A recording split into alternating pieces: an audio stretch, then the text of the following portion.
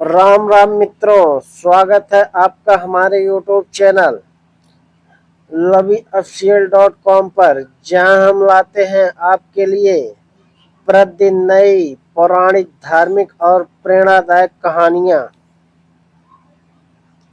आज की कथा है अहिल्या उद्धार।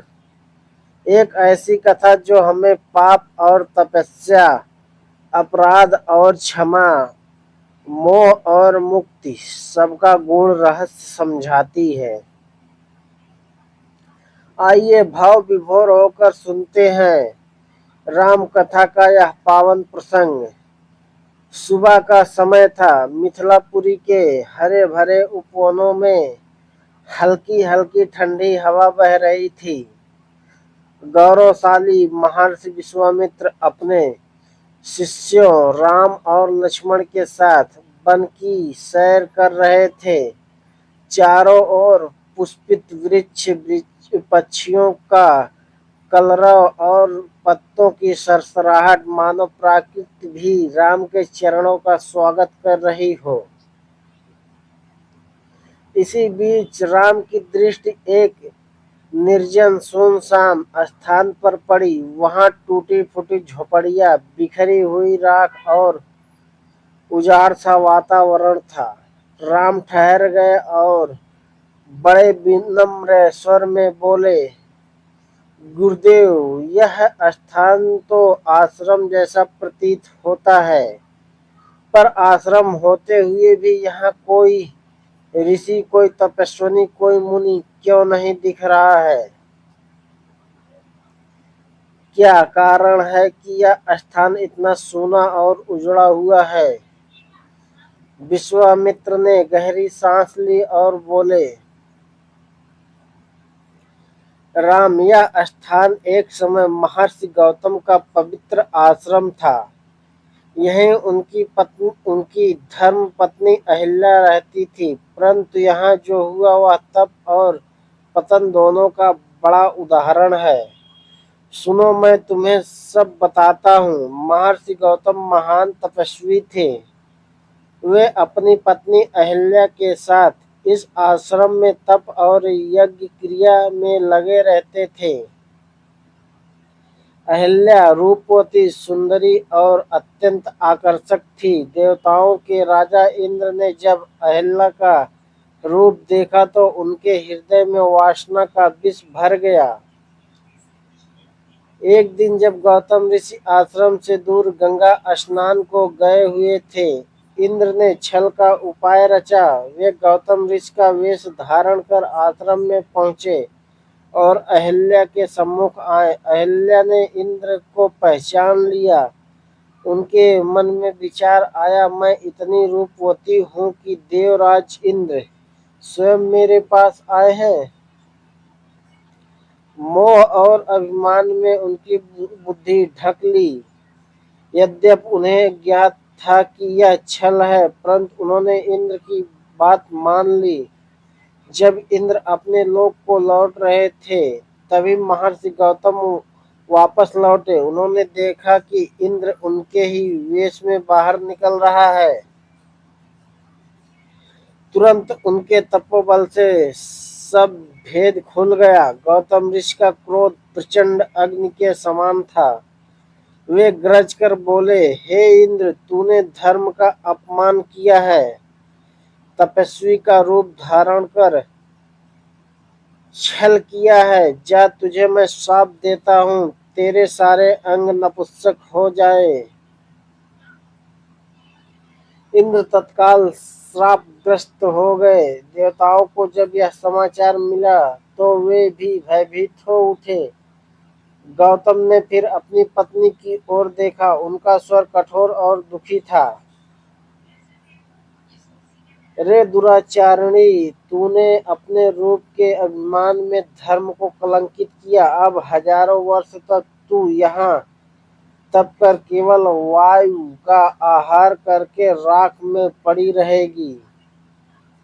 तुझे कोई ना देख पाएगा, कोई ना पहचान पाएगा। तेरा उद्धार तभी होगा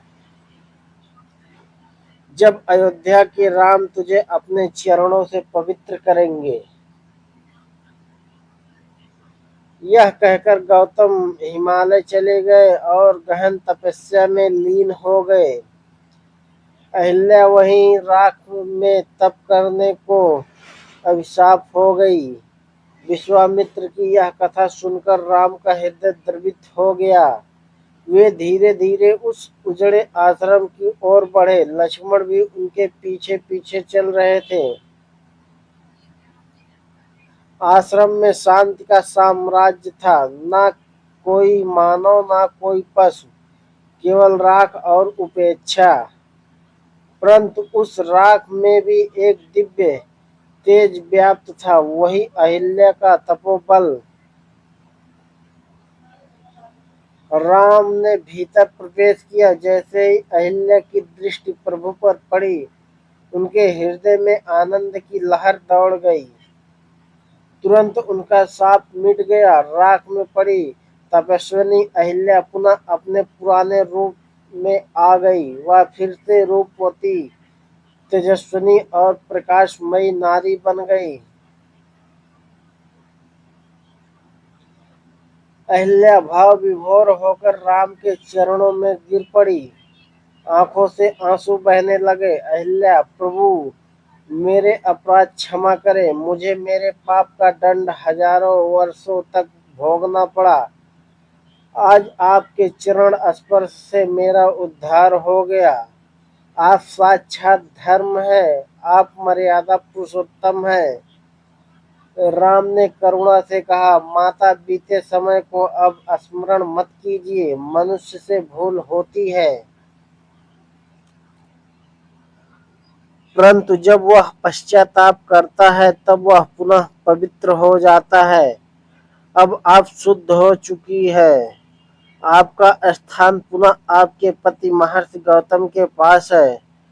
लक्ष्मण ने भी उनके चरण स्पर्श किए। उस क्षण पूरा आश्रम अलौकिक आभा से भर गया।